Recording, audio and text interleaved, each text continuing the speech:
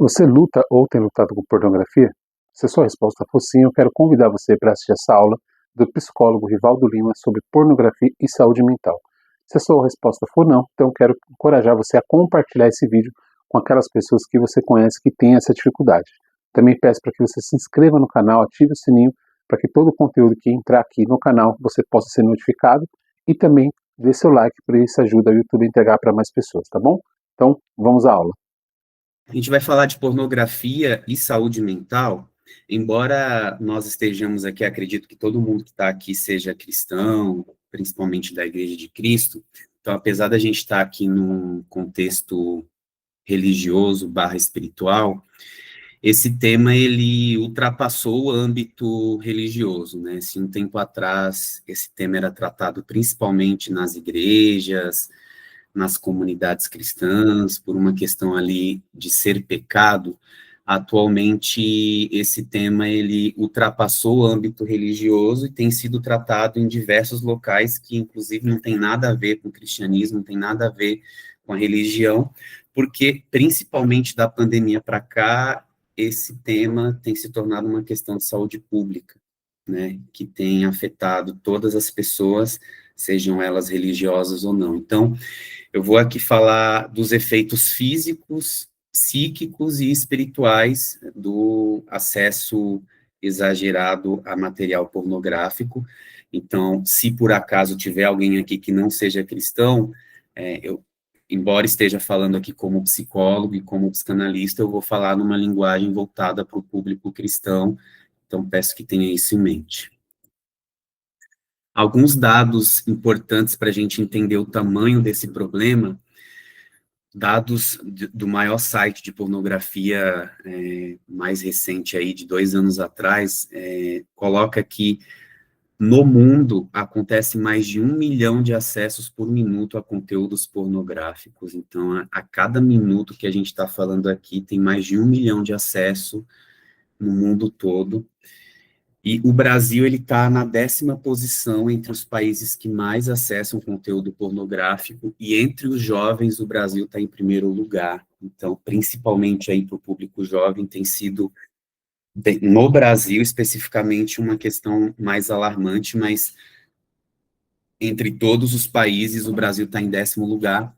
64% dos conteúdos são acessados por homens e 36% por mulheres. Então, essa é uma outra questão interessante também, né? Embora estejamos aqui só entre homens, é importante saber que a cada ano as mulheres têm acessado cada vez mais. Então, está quase ali próximo, tanto que homens acessam ou que mulheres acessam, mas os dados mostram que os homens ainda acessam mais do que as mulheres, e mais de 90%, quase 100% do acesso ao conteúdo pornográfico é por smartphones. Então, assim, os smartphones trouxeram grandes ganhos para todo mundo, né? Ter um computador na mão ali o tempo todo, para onde quer que vá. Então, trouxe muitos benefícios, mas também, se a gente não souber usar, e o dado de acesso à pornografia mostra isso, o smartphone também pode acabar sendo uma armadilha, tanto que quase 100% do acesso ao conteúdo pornográfico é por smartphones. E aí, alguns pontos interessantes, né? Os termos mais buscados mundialmente, incluindo, logicamente, o Brasil, tem a ver com sexo pervertido, que são relações incestuosas, relações sexuais abusivas, relações em ambiente escolar, então, a aluna ali com o professor, ou então a mulher vestida de aluna, relações que envolvem dominação, uma pessoa mais forte com uma mais frágil, relações, inclusive, simulando estupros, relações entre diferentes gerações. Então, o que se vê com esse dado é que, na pornografia, as pessoas têm uma tendência a buscar conteúdos mais extremos ali, conteúdos que, de algum modo, vão revelando ali a instintualidade ali humana, que, na verdade, é, escorrega um pouco ali para o lado mais animal até. E outro dado interessante é que o dia de maior procura são as segundas-feiras e o dia de menor procura são aos sábados. Aí o próprio site diz que isso não é surpresa, já que a maioria das pessoas sai com a família ou amigos para comer juntos, se referindo aos sábados. Então isso aqui já nos mostra que momentos que tornam as pessoas mais vulneráveis para buscar pornografia é quando elas estão isoladas, quando elas estão sem fazer nada ali, meio à toa.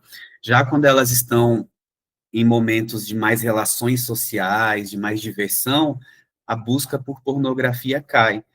E, de algum modo, é o próprio site que coloca isso. E a idade média de início é aos 12 anos. Então, a cada ano que se passa, essa idade tem caído. As pessoas têm, as crianças têm começado a acessar conteúdos pornográficos. E o mais alarmante é que esses jovens ali em torno de 12 anos, o termo que eles mais procuram ou as buscas que eles mais fazem nos sites é como se faz, no sentido de aprender a fazer relação sexual através dos vídeos pornográficos.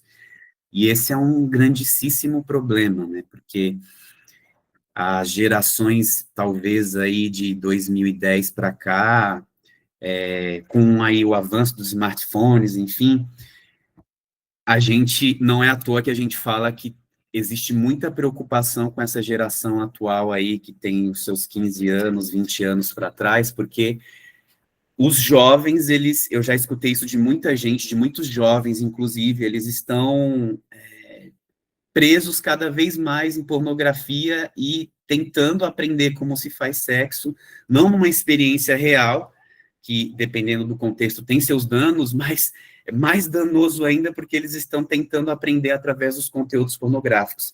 E a gente vai ver aqui, no decorrer dos próximos minutos, que os conteúdos pornográficos, eles têm uma grande distorção do que é, de fato, uma relação sexual. Então, aqui são alguns dados para a gente ter um pouquinho de uma ideia aí da dimensão do problema quando a gente pensa em pornografia e saúde mental.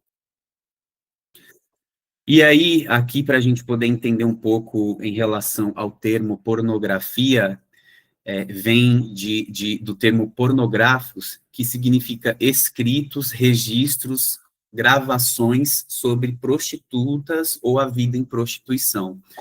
E prostituição, por sua vez, significa expor publicamente. Então, em linhas gerais, pornografia significa registros da vida em prostituição. E ao longo do tempo, se a gente for pensar décadas atrás, ou até mesmo séculos atrás, porque quando a gente pensa em prostituição e em pornografia, são coisas que já existem aí desde o início da história. E quando a gente pensa especificamente em pornografia, os modos, os tipos de registros lá de trás eram bem diferentes dos tipos de registros atualmente. Então, lá atrás, os registros de pornografia era mais na linha ali do desenho, de escritas, né,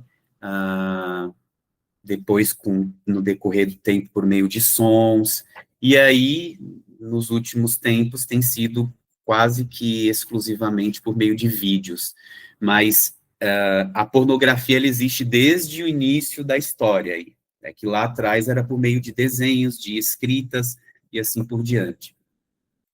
E o que se vê com essa mudança dos registros, com essa mudança dos tipos de registros da vida em prostituição ao longo dos séculos, é que cada vez mais vai reduzindo a sexualidade, a genitalidade.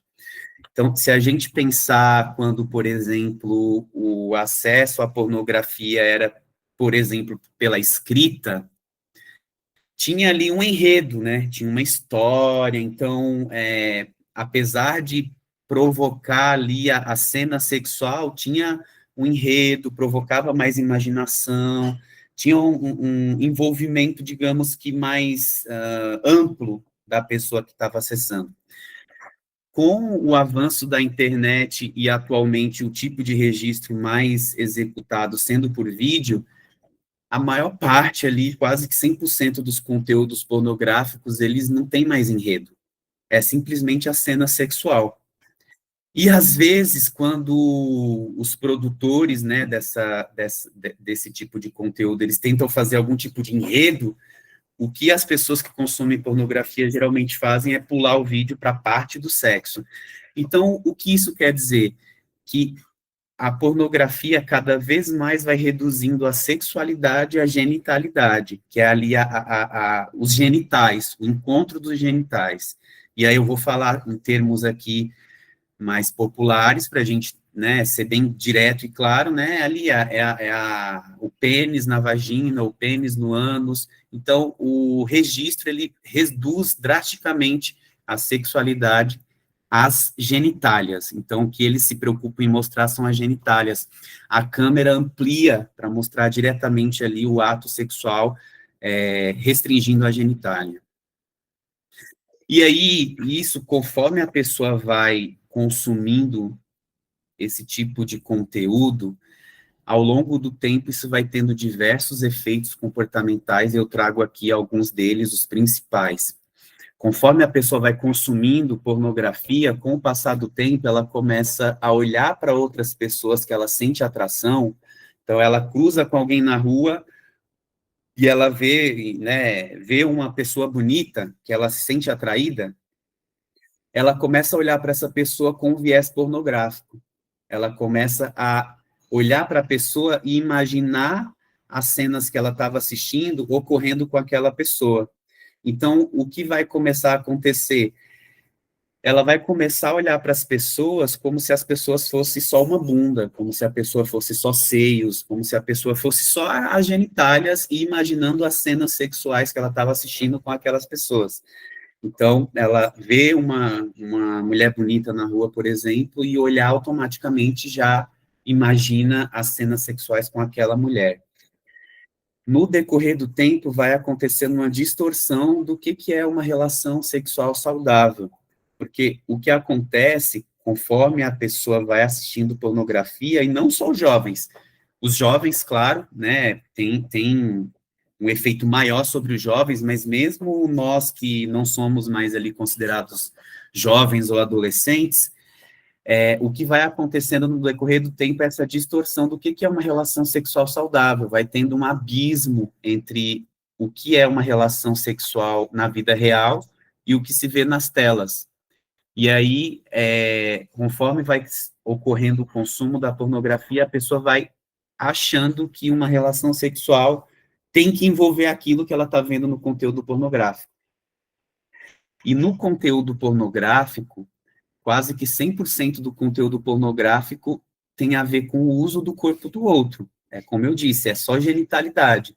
É só ali as genitálias, é o usar o corpo do outro e o outro usar seu corpo. Principalmente os homens usando as mulheres, submetendo as mulheres. E aí o que vai acontecendo no decorrer do tempo é que a pessoa que vai consumindo pornografia, ela vai criando uma mentalidade de uso do corpo da outra pessoa. Então ela aquilo começa a tomar tão conta da mente dela que ela vai olhar para as pessoas, inclusive quando for ter alguma relação sexual, o modo que ela vai olhar para outra pessoa é com uma mentalidade de uso. É o uso do corpo do outro como se o corpo fosse uma coisa, e não como se houvesse um ser humano ali. Então, esse é um efeito bastante notado aí em pessoas que vão assistindo pornografia ao longo do tempo. E aí, principalmente para os homens, os estudos mostram que o consumo exacerbado de pornografia ao longo do tempo vai gerando disfunções sexuais. Então, os homens vão começando a apresentar falta de ereção, ou ejaculação precoce ou retardada, principalmente ejaculação precoce. E isso está muito associado ao fato de que, conforme principalmente os homens vão assistindo pornografia, eles vão criando dentro de si uma pressão por performance. Então, quando eles vão ter uma relação sexual na vida real, eles já vão com muita ansiedade para tentar reproduzir a performance do que ele tem visto nos vídeos. E, além disso, quando ele vai ter uma relação sexual na vida real, ele percebe que as mulheres reais não são daquele jeito que é visto que os vídeos mostram. Ali tem edições, tem toda uma montagem para as mulheres aparecerem daquele jeito. E aí, quando ele vai ter uma relação com a esposa, ele vai, sem querer, automaticamente, ele vai ver que a esposa não é aquela modelo que está lá nos vídeos pornográficos. Então, ao longo do tempo, isso vai gerando ansiedade, falta de estimulação, e aí vai provocando disfunções sexuais. O que quer dizer o seguinte: a pessoa vai trocando a relação sexual na vida real pelo consumo de pornografia. E aí, quando ele vai tentar uma relação sexual na vida real, ele vai tão ansioso que não consegue ter uma relação sexual satisfatória. E aqui, para a gente pensar um pouco, o que significa a sexualidade humana, né? Porque muita gente acha que quando fala de sexualidade, significa que a gente está falando de sexo, do ato sexual. E sexualidade humana é muito mais do que o ato sexual. Envolve, claro, o ato sexual, mas é muito mais do que isso. Quando a gente pensa em sexualidade humana, isso tem a ver com a totalidade do ser. Não fica restrita aos genitais, a pênis, vagina, a pênis, ânus, a seios ou as partes genitais do corpo humano. Então, quando a gente pensa na sexualidade humana, tem a ver com a totalidade do ser. A sexualidade humana é uma energia vital que motiva o envolvimento, que motiva o encontro. Todos nós somos compostos por sexualidade. E isso foi criado por Deus. A sexualidade humana foi criada por Deus. E é esse impulso, né, essa energia que existe dentro de cada ser humano para o encontro com outros seres humanos, para as relações de modo geral. Então, a relação, quando a gente pensa na sexualidade humana, e aí principalmente pensando no ato sexual em si, quando está dentro dessa sexualidade de modo mais ampliado, tem a ver com o íntimo encontro de corpo, alma e espírito. Então, diferente do que se vê na pornografia, que é só um íntimo encontro de corpos, a sexualidade humana é mais ampliada. É um íntimo encontro não só do corpo, mas também de alma e de espírito. E aí, quando a gente pensa no tipo de sexo idealizado por Deus, vai ao encontro do que é a sexualidade humana, justamente porque ela foi criada por Deus. E aí, eu trago aqui para refletir com vocês essa escritura de 1 Coríntios 6, 16 ao 20, na versão A Mensagem. E ela diz assim: sexo é mais do que pele sobre pele. É tanto um mistério espiritual quanto um ato físico. Como está nas Escrituras, os dois se tornam um. Já que queremos nos tornar espiritualmente um com o Senhor, não devemos buscar o tipo de sexo que foge do compromisso e da intimidade, ficando mais solitários ainda. O tipo de sexo que nunca se torna um. Há um aspecto no qual os pecados sexuais são diferentes de todos os outros. No pecado sexual, violamos a sacralidade do corpo, que foi feito para o amor idealizado por Deus, para tornar-se um com a outra parte. Ou vocês não sabem que o corpo é um lugar sagrado, onde mora o Espírito Santo. Vocês percebem que não pode viver de qualquer maneira, desperdiçando algo pelo qual Deus pagou um preço tão alto. A parte física não é mero apêndice da parte espiritual. Tudo pertence a Deus. Portanto, deixem que as pessoas vejam Deus no corpo de vocês e através dele. Essa escritura, nessa versão aqui, a mensagem, ela é muito bonita. Ela fala do tipo de sexo idealizado por Deus, que resumidamente envolve esses três aspectos aqui no tipo de sexo que Deus idealizou. É um tipo de sexo com intimidade de todo o ser, corpo, alma e espírito. O que isso quer dizer? É um tipo de sexo que você faz com outra pessoa, mas não é uma pessoa que você acabou de conhecer, ou uma pessoa que você só sentiu atração, algo casual, você foi ali e teve a relação sexual. É um tipo de sexo que envolve você conhecer a outra pessoa e também ser conhecido por ela, você saber qual é a história daquela pessoa, quais são os medos dela, quais são os sonhos dela, quais são os traumas dela, é você conhecer intimamente aquela pessoa.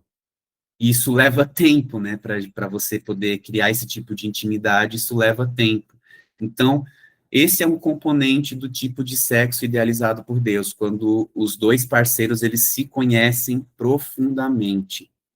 Um outro componente que envolve o tipo de sexo idealizado por Deus é o sexo feito dentro de uma aliança, ou seja, é o sexo em que há compromisso, feito dentro de uma aliança que, para nós cristãos, isso fica muito evidente, que é a aliança do casamento. Então, esse é outro componente do tipo de sexo idealizado por Deus. E o outro componente, claro, é que haja amor entre as duas pessoas, que haja esse sentimento de amor recíproco entre as duas pessoas que estão fazendo sexo. Se tiver ocorrendo uma relação sexual e faltando algum desses componentes, a pessoa, ela está aproveitando só um pedaço do que é o tipo de sexo idealizado por Deus. Ela está aproveitando só uma parte. Então, por exemplo, se é um sexo praticado onde só há amor, tipo, eu amo aquela mulher e ela me ama, mas não há intimidade no sentido de um conhecer profundamente o outro, e não há um compromisso, ou seja, uma aliança, ela vai aproveitar só um pedacinho do que é o sexo idealizado por Deus. Já se é um sexo, uma relação sexual onde, puxa, a gente se conhece muito, a gente tem uma conexão muito forte, mas não tem o sentimento de amor e também não tem essa aliança, ela vai tá aproveitando só um pedaço ali do que é o todo do sexo idealizado por Deus. E a mesma coisa quando a gente pensa no sexo realizado dentro de uma aliança, mas que não há os outros componentes. Então, assim, as pessoas vão lá, se casam, mas não têm sentimento e não têm intimidade, não conhecem, não cultivam ali a conexão, ela vai estar aproveitando só um pedaço do tipo de sexo idealizado por Deus. Então, é importante termos em mente que o sexo idealizado por Deus é esse sexo que envolve todos esses fatores, sentimento, intimidade e compromisso. E o grande problema quando a gente se acomoda a ter uma rotina de prática sexual que não envolve esse todo, mas que é só um pedaço, é só uma parte, a gente consegue aproveitar só um pedaço, é que pedaços, eles trazem grandes problemas. Se a gente começa, no decorrer do tempo, a se contentar apenas com coisas que são um pedaço, a gente, no decorrer do tempo, vai começar que o pedaço é o todo. Aí a gente vai achar que, não, sexo é isso aqui mesmo, sexo o importante é eu amar a outra pessoa, é só isso que é importante. A gente começa a achar que aquele pedaço é o todo, e a gente deixa de aproveitar tudo que Deus tem para nós. Um outro grande problema quando a gente fica só ali se contentando com os pedaços é que pedaços viciam. Pedaços, eles têm uma grande potência de causar dependência e causar vício. E os pedaços, eles são soluções falsas.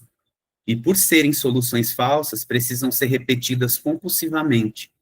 Então, se a pessoa acha que, puxa, sexo é isso aqui, é poder ficar aqui diante da tela, me masturbando e vendo pornografia, ela vai encontrar ali uma solução falsa que vai aliviar momentaneamente aquela excitação dela, mas por ser uma solução falsa, ou seja, não é um todo, é só um pedaço, ela vai precisar ficar buscando compulsivamente. Ela vai lá, se alivia daquele estado de excitação, depois vem ali um vazio e daqui a pouco ela precisa buscar de novo. Então, é uma solução falsa que ela precisa buscar de modo compulsivo, mesmo que ela não esteja querendo, né? Então, às vezes, ela se compromete consigo mesma, do tipo, não, hoje eu não vou assistir pornografia. Dali a mais ou menos 2 horas ela está assistindo. Então, isso que é a compulsão, ela fazer sem ela estar querendo de algum modo, ela é meio que dominada por aquilo. E na pornografia se tenta obter com um pedaço aquilo que só o todo pode proporcionar. Então, é uma solução falsa. E quando eu penso nisso aqui, me vem na cabeça aquela passagem da Escritura que Jesus diz: quem beber dessa água vai ter sede outra vez. Então, assim, tem certas águas que a gente vai buscando, que são pedaços, e a gente vai ficar tendo sede, vai precisar ficar buscando, buscando, buscando. Mas quem beber da água que eu lhe der, que tem a ver com esse todo, vai se sentir completo. Então, é isso que vai gerando esse comportamento compulsivo. É quando a gente está se contentando tão somente com um pedaço, esquecendo que existe um todo ali. E quando eu penso em pecado, né, acho que todos vocês sabem que o significado de pecado é errar o alvo. E quando eu penso na parte sexual, eu penso que o que Deus tem para nós é aquilo que eu acabei de apresentar aqui, esse sexo idealizado por Deus, que envolve todo o nosso ser. E se a gente se contenta só com um pedaço, só com uma parte, só com um pedacinho daquilo, a gente está errando o alvo. Por isso que a gente está pecando. Então, a gente peca quando a gente erra o alvo, quando a gente busca um pedaço em vez de buscar o todo. Por isso que é considerado pecado, é nessa linha de você estar deixando de aproveitar o todo e ficando só com um pedacinho. E aqui vou fazer uma diferenciação, né, para a gente poder se perguntar quando o nosso consumo de pornografia já se tornou um vício, ou quando o nosso consumo de pornografia, na verdade, é um hábito e não um vício. Eu vou fazer aqui uma diferença para a gente refletir, diferença de vício e hábito.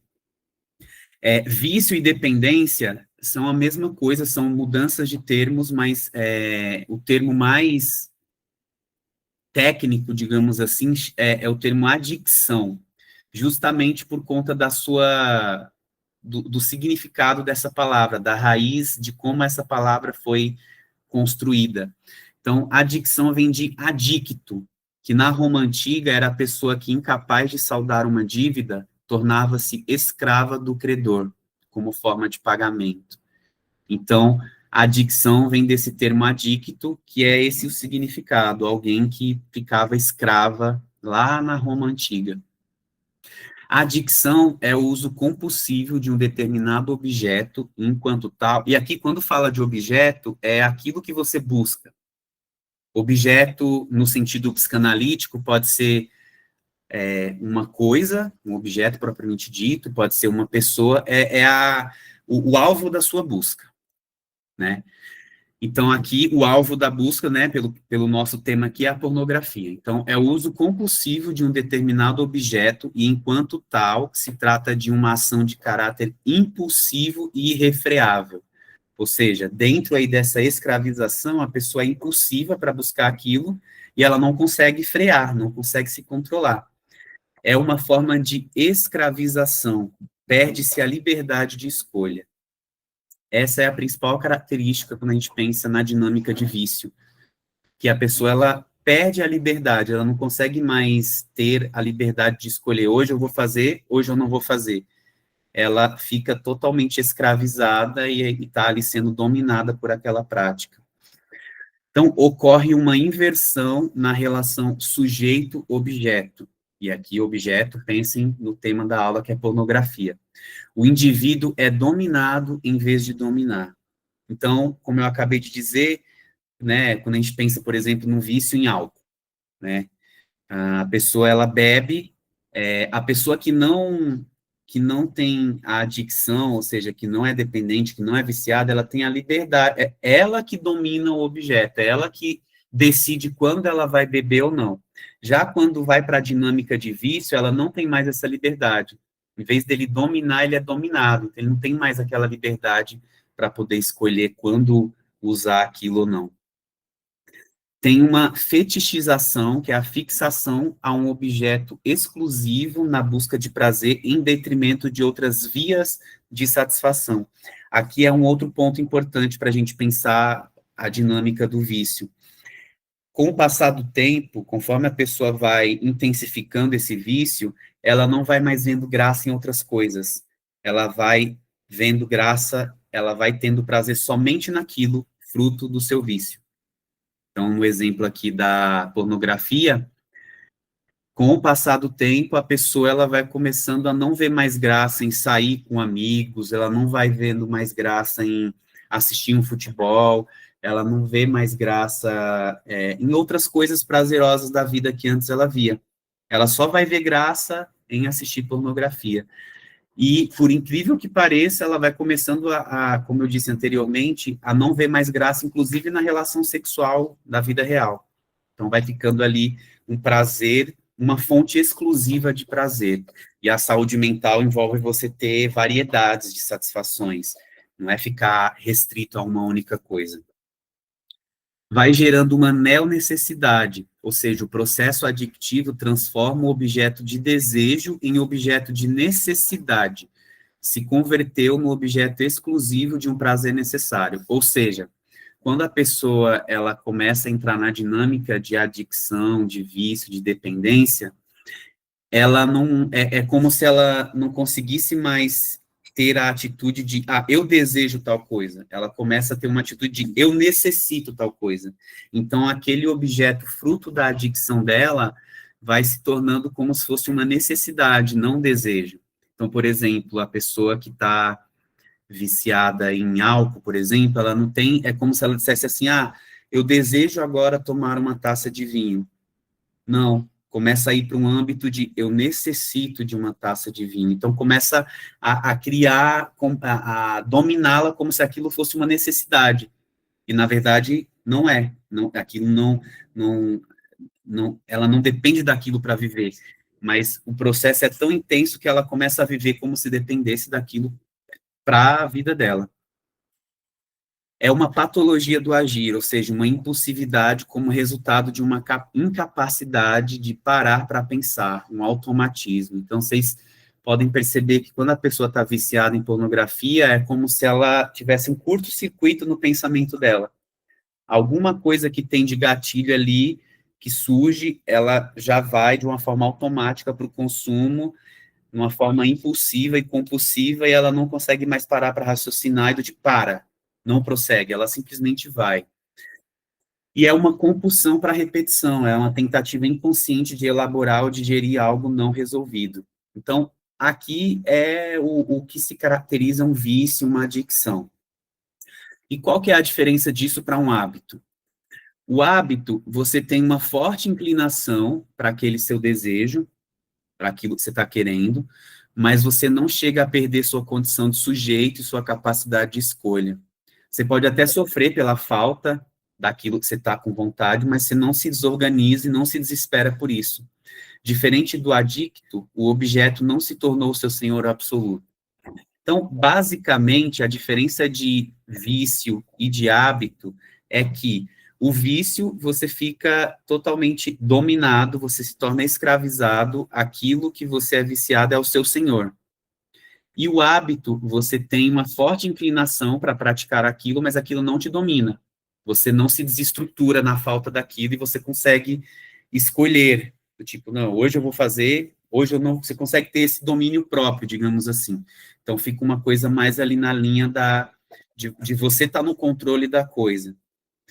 Porém, existem alguns hábitos que são perigosos. E aí, se você avalia que, puxa, o meu consumo de pornografia, ele não está nisso que o Rivaldo acabou de apresentar, no sentido de vício, de adicção, de dependência. Eu não me sinto dominado desse modo que poderia se caracterizar um vício. Eu acho que eu estou numa fase que eu considero que é só um hábito. É um hábito. Porém, alguns hábitos, eles têm uma potência de viciar muito grande. E aí eu trago para reflexão aqui 1 Coríntios 6,12, na versão NBV, Nova Bíblia Viva. Diz assim: posso fazer qualquer coisa que eu quiser, mas algumas dessas coisas não são boas para mim. Mesmo que me seja permitido fazê-las, eu recusarei se achar que elas terão um domínio sobre mim que não poderei facilmente deixar quando quiser. Essa escritura aqui é fantástica. Nessa versão aqui fica muito claro que tem alguns hábitos que a gente precisa ter a sabedoria de evitar, porque eles têm grande potência para nos dominar, para acontecer o que diz aqui na escritura. Mesmo que me é permitido, ou seja, eu sou livre, é permitido praticar tal coisa, eu vou deixar de praticar, eu não vou praticar porque eu sei que ela vai ter um domínio sobre mim que eu não vou conseguir largar facilmente quando eu quiser. Então, por exemplo, pensando aí nas substâncias, né, o crack. O crack, ele tem uma alta potência para causar vício.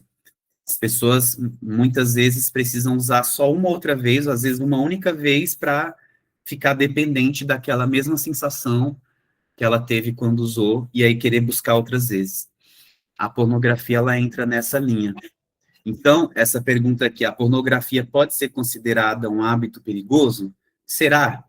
Vamos ver aqui em relação aos efeitos cerebrais, para a gente entender por que, que a pornografia é considerada um hábito perigoso. A pornografia, o consumo de pornografia, ela tem, um dos efeitos cerebrais tem a ver com um neurotransmissor chamado dopamina, que é o neurotransmissor da motivação, do prazer, da recompensa. Então, é aquele neurotransmissor que quando a gente acessa alguma coisa, ou tem alguma coisa de novidade, algo novo, algo inesperado, a gente tem ali uma adrenalina e um alto pico ali de prazer e de motivação. Esse é o neurotransmissor que fica mais ali em alta quando a gente assiste conteúdos pornográficos. A dopamina, ela é liberada de modo rápido, fácil e abundante, e aí ela tem, o efeito dela é fazer a pessoa buscar repetidamente por essa mesma sensação. Um outro efeito que tem a ver com o cérebro, nosso cérebro ele tem a neuroplasticidade, ou seja, ele se adapta a novos estímulos, que vão causando mudança na estrutura e função cerebral. Então, conforme a gente se expõe de modo intenso a certos estímulos, o nosso cérebro ele vai se modificando, se adaptando àqueles estímulos. Então, se a gente vai consumindo pornografia, o nosso cérebro vai se estruturando para ter aquele mesmo tipo de prazer que a gente está tendo ali na pornografia. Então, a gente vai querendo buscar cada vez mais. E um outro efeito que é muito comum em todos os tipos de vício, o nome é tolerância. Significa que a pessoa ela precisa consumir mais ou procurar conteúdos mais extremos e mais variados para alcançar o mesmo nível de satisfação. O que que isso quer dizer? Quando a pessoa ela acessa um determinado vídeo pornográfico, a primeira vez que ela acessou aquele vídeo, ela teve um pico de prazer assim exorbitante. Na segunda vez que ela assistiu aquele vídeo, ela ainda teve um pico de prazer muito grande.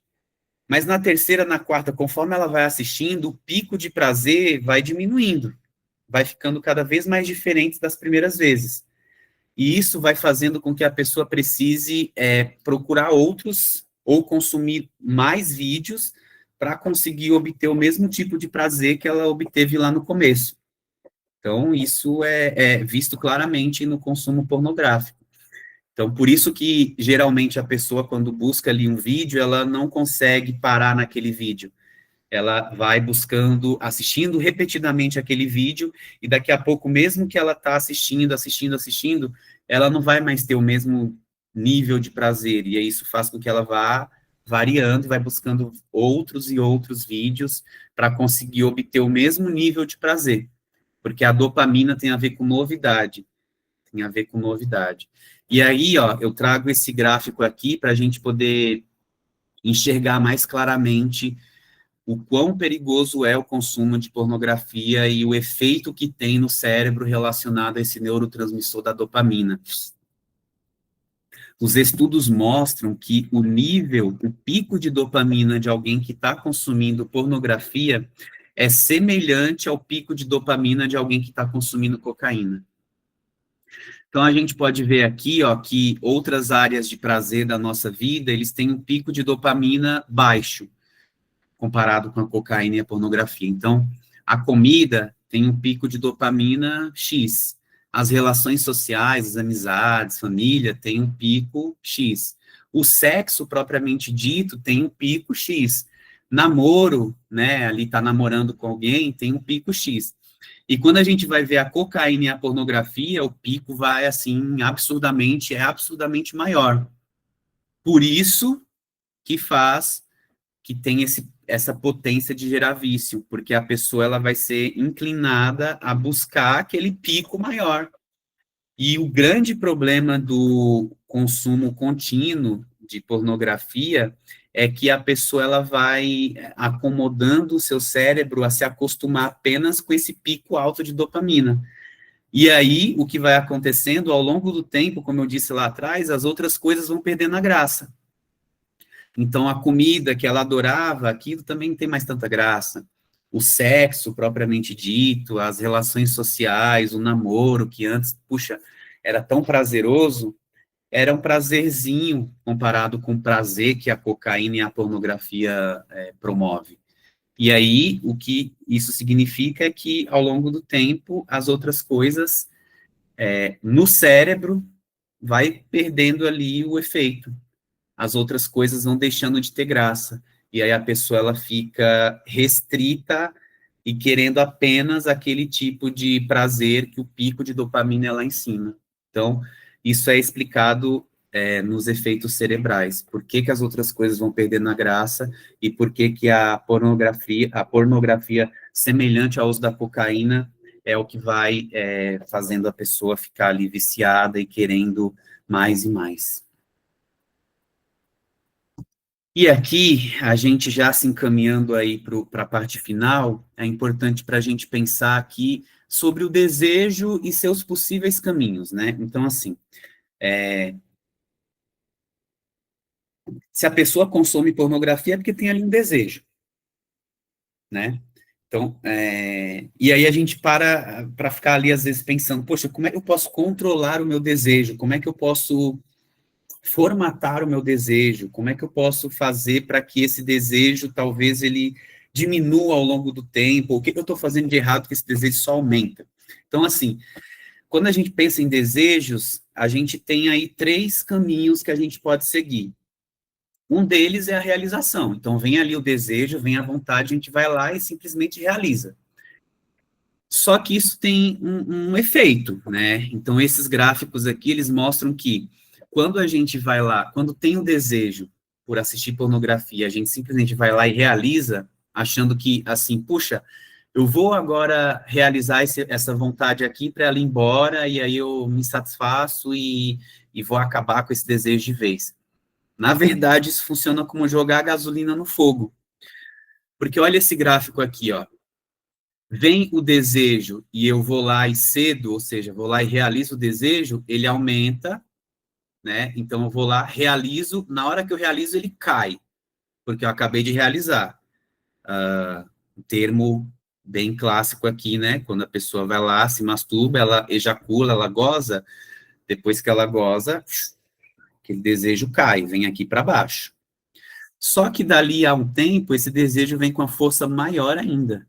E aí ela vai lá, realiza, caiu. Depois de um tempo, esse desejo vem com uma força maior ainda. Ela vai lá e realiza, caiu. E aí, assim, continuamente, o desejo ele vem cada vez com força maior conforme você realiza. Então, quanto mais eu cedo ao desejo, mais intenso esse desejo se torna ao longo do tempo. Já quando a gente consegue resistir ao desejo, ele vai se tornando menos forte ao longo do tempo. Então, esse outro gráfico aqui embaixo mostra isso, né? Que o desejo, ele vem como onda. Então, assim, pensando especificamente aqui no tema pornografia, vem a vontade, vem o desejo ali, parece que te invade, tipo, veio na sua cabeça ali, vem muito forte, ele vem ali muito intenso. Se você conseguir resistir, quando ele vem ali como uma onda mesmo, muito intenso, você, sei lá, foi fazer alguma outra coisa, colocou sua atenção, seu foco em alguma outra atividade, enfim, conseguiu resistir, esse desejo, ele caiu. Igual lá em cima, ó. Só que aqui você realizou o desejo, ele caiu. Aqui você resistiu, ele caiu. Ao longo do tempo, na próxima vez, quando o desejo vier, ele vem menos forte. E aí você resiste e ele cai novamente. Na próxima vez, o desejo vai vir, ele virá novamente, só que ele vem cada vez menos forte. Então, se você consegue resistir, a tendência é que o caminho desse desejo vá se tornando cada vez mais fraco. Esse desejo ele vai perdendo cada vez mais a intensidade. O desejo, ele sempre vai existir. Né? Desejo, nós somos seres, a pulsão sexual está dentro de nós, vai sempre ali existir. Mas se a gente realiza, o desejo vai vir cada vez mais forte, então aqui está num caminho de uma dependência. Se a gente consegue resistir, o desejo ele continuará vindo, vez ou outra, só cada vez menos forte, e aqui você vai ter a liberdade de escolher, não vou fazer. Lembrando que se você escolher fazer, pode vir para esse gráfico aqui em cima. Então, se você está indo super bem aqui, ó, tô resistindo, o desejo vai diminuindo, mas aí você vai lá e acaba cedendo, esse desejo na próxima vez ele vai já virar um pouco mais forte do que a anterior. Aí o desafio é você resistir para voltar à linha do gráfico, que ele vai diminuindo ao longo do tempo. Então, um dos caminhos do desejo é realizar, só que realizar tem esse problema aqui que eu coloquei comparado com se você conseguir resistir.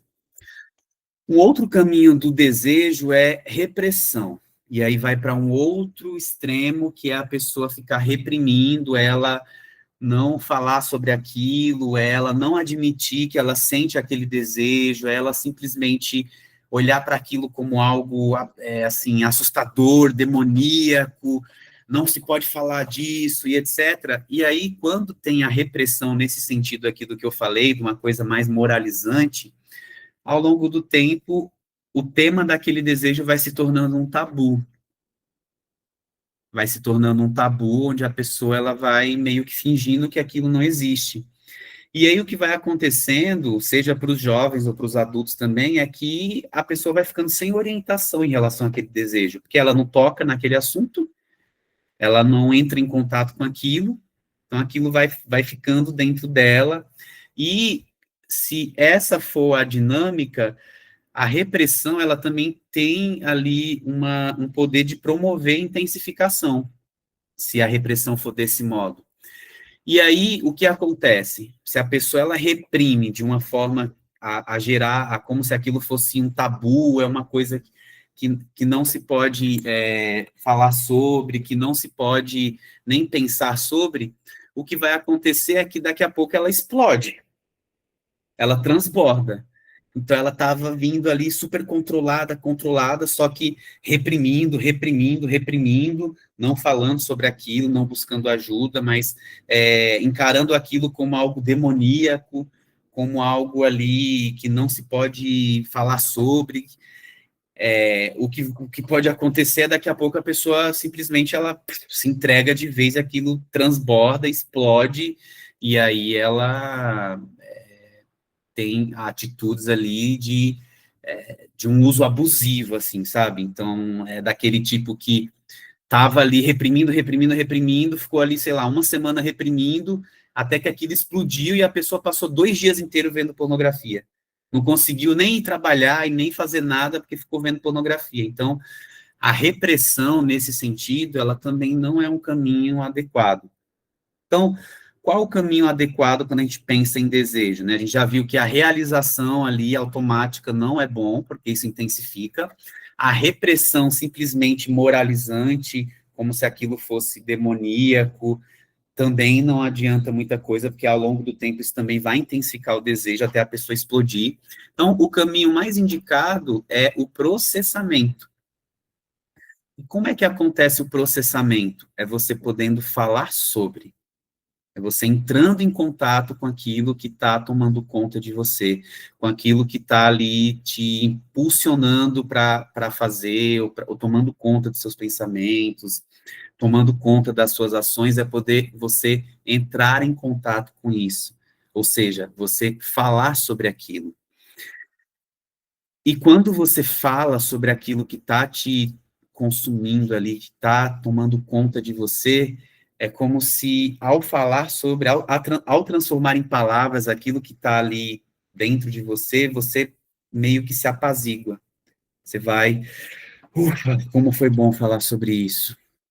Você percebe, inclusive, que diminui a chance de você ir para a ação. Você poder falar sobre diminui a chance de você atuar. Porque coisas que você não fala sobre tem mais chance de você ir para a ação.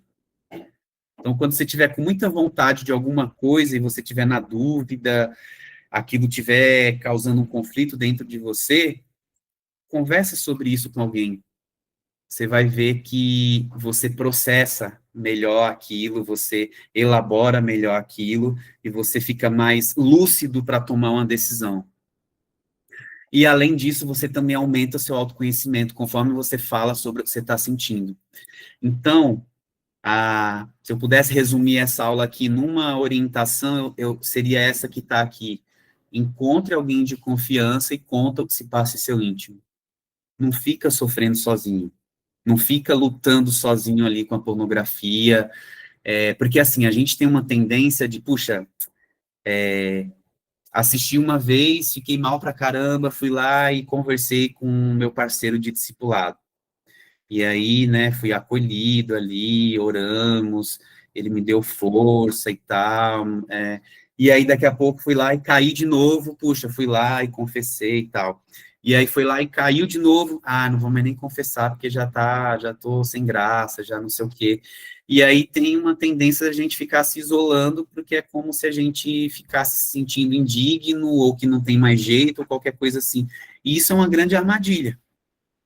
E aí você vai deixando de transformar em palavras aquele desejo que está consumindo e aquela prática que está te consumindo. Então, a dica é, encontre alguém de confiança que você sabe que não vai ficar te julgando, que você sabe que aquilo que você falar vai ficar entre vocês, que você sabe que a pessoa vai te dar orientações, que vão te dar esperança, que vão te dar força, e por mais que você fique repetindo, né, puxa, quero aqui confessar de novo, fiz de novo, a pessoa não vai se cansar, ela vai estar ali te dando força, vai estar sendo um ouvido disponível para você transformar em palavras aquilo que se passa dentro de você. Se você seguir por aí, a tendência é que, com o tempo, se você não se cansar de falar sobre isso, é que, com o tempo, esse desejo, ele vai sendo processado e você não vai mais ficar numa linha de repressão e você vai, ao longo do tempo, aquele desejo vai parar de ter uma força tão grande em você, ao ponto de você ficar só realizando. Então, o caminho é você poder falar sobre esse desejo.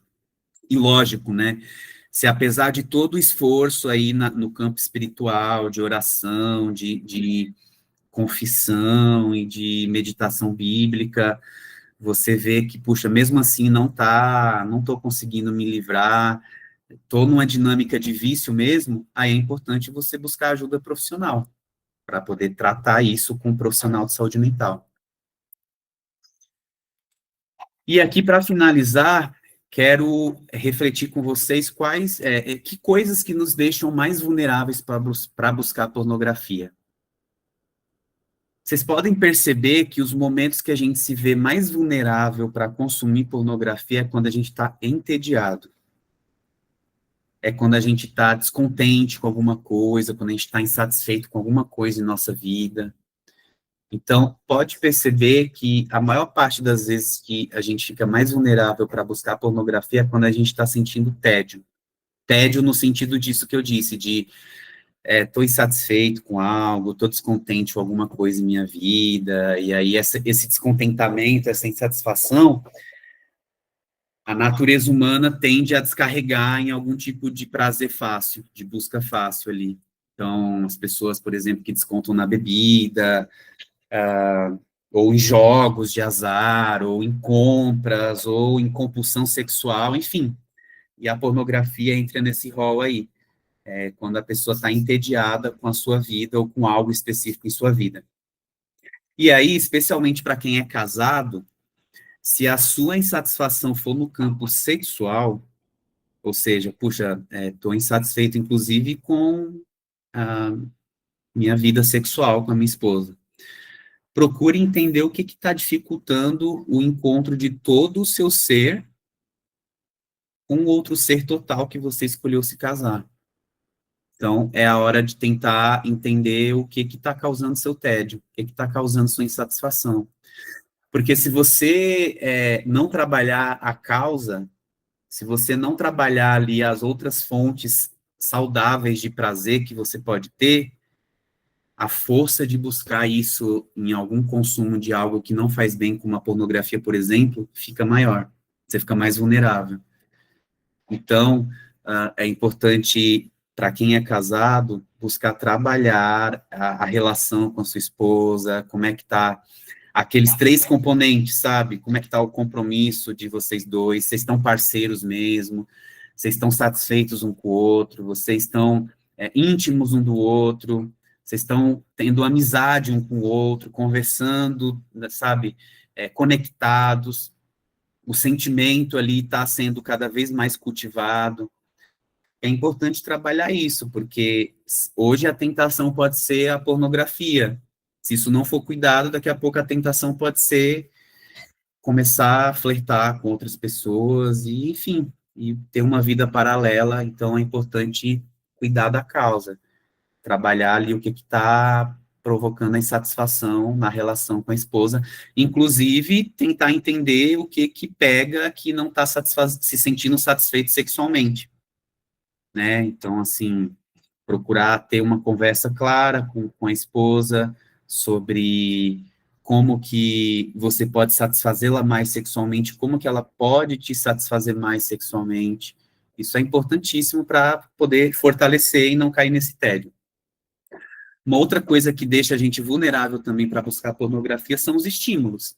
Então, pode ser que a pessoa ela nem esteja ali entediada, mas se ela se coloca em alguma situação onde tem estímulos, ou seja, pessoas que, por exemplo, fica navegando muito aí, sei lá, em rede social, Instagram, e aí fica aparecendo, sei lá, mulheres de academia.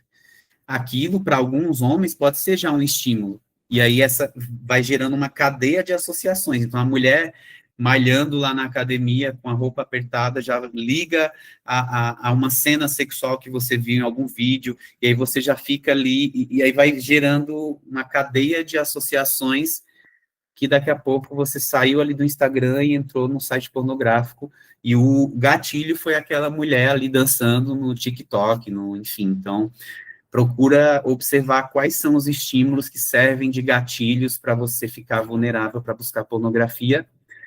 E a ideia é não reprimir de modo meramente moralizante, nem satisfazer automaticamente, mas trabalhar o que veio à tona com o estímulo. Então, é assim, é importante, né, naquilo que eu falei de buscar alguém de confiança, ao ponto de você, inclusive, poder trabalhar os detalhes do que vem à sua mente, né? Então, assim, às vezes, né, naquilo que eu coloquei lá no começo, a busca é por como se faz entre os jovens, mas tem adultos também que procuram coisas nessa linha ali. Então, talvez isso esteja revelando algo de você, que você tem uma insegurança sobre a prática sexual na vida real, ou então você procura sempre um perfil específico de mulher para você assistir pornografia.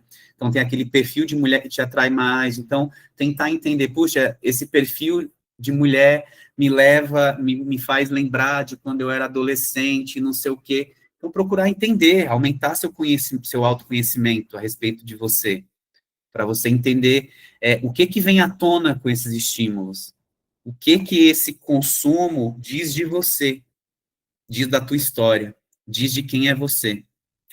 E também, em relação aos estímulos, é importante você ficar atento para você conhecer seus limites, né? Você saber quais são seus limites. E entender por quais locais e lugares e plataformas você pode circular, ou quais que você fica extremamente vulnerável e quando você está ali, você já não consegue mais existir. Então, é importante ter essa autopercepção. Bom, então, concluindo aí 1 hora de aula, praticamente, era isso que eu gostaria de trazer aqui para a gente poder conversar. Aqui estão meus contatos do Instagram, do WhatsApp, estou à disposição.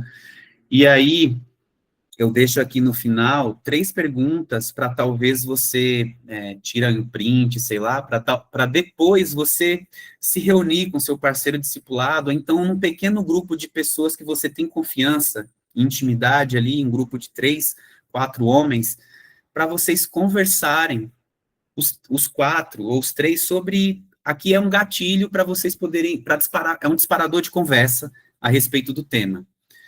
A partir daqui podem vir vários outras perguntas. Então, tentar entender nesse pequeno grupo, né, como é que a pornografia entrou em minha vida. Então, você resgatar ali, puxa, a primeira vez que eu assisti pornografia foi assim, assim, foi naquele contexto. Então, fala sobre. Lembra o que eu disse? Fala sobre, abertamente. E escutar outras histórias também. Se a pornografia ainda não entrou em sua vida, o que eu acho bem difícil, você pode se perguntar como você pode se prevenir. Outra pergunta aí que pode ser um disparador é em quais momentos eu me sinto mais vulnerável para buscar esse tipo de conteúdo? Quais são as circunstâncias que, puxa, nessa circunstância aqui eu me sinto muito tentado? Então, fala sobre isso, compartilha. Eu noto algum efeito da pornografia em mim? Quais? Então, transforma em palavras aquilo que talvez você não tenha nem tanta consciência de si. Vai falando, e conforme a gente vai falando, a gente vai conseguindo processar. Então, era isso que eu queria compartilhar aqui com vocês.